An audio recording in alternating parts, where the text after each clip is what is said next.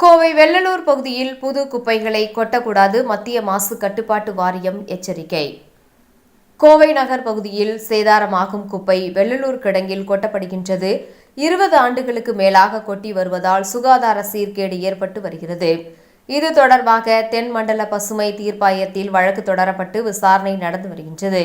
இதற்கு முன் நடந்த வழக்கில் 2018 அக்டோபர் 3 தேசிய பசுமை தீர்ப்பாயம் அளித்த தீர்ப்பை மாநகராட்சி நிர்வாகம் செயல்படுத்தவில்லை. வெள்ளலூர் சுற்று வட்டார பகுதிகள் சுற்றுச்சூழல் வெகுவாக பாதிக்கப்பட்டிருக்கிறது என மத்திய சுற்றுச்சூழல் அமைச்சகத்திற்கு குறிச்சி வெள்ளலூர் மாசு கட்டுப்பாட்டு குழுவினர் கடிதம் எழுதியுள்ளனர். மத்திய மாசு கட்டுப்பாட்டு வாரியத்தினர் வெள்ளலூர் குப்பை கிடங்கில் ஆய்வு செய்தனர்.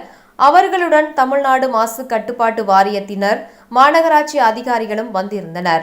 10 ஆண்டுகளுக்கு மேலாக குப்பை தேங்கி வைத்திருப்பது, MCC பிளான்ட் செயல்படாமல் இருப்பதையும் அறிந்தனர்.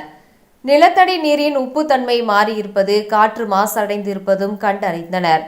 குப்பை மேலாண்மை மேம்படுத்த என்ன செய்ய வேண்டும் என தமிழ்நாடு மாசு கட்டுப்பாட்டு வாரியத்திற்கு மத்திய மாசு கட்டுப்பாட்டு வாரியம் வழிமுறை வழங்கியது.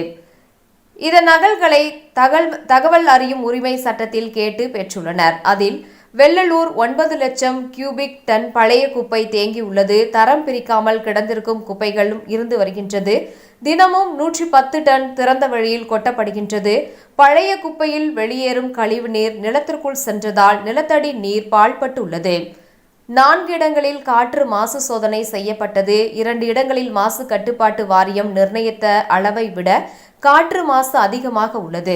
மாசு கட்டுப்பாட்டு வாரியத்தில் மாநகராட்சி பெற்றுள்ள அனுமதி 2019 மார்ச் 31 காலாவதி ஆகிவிட்டது.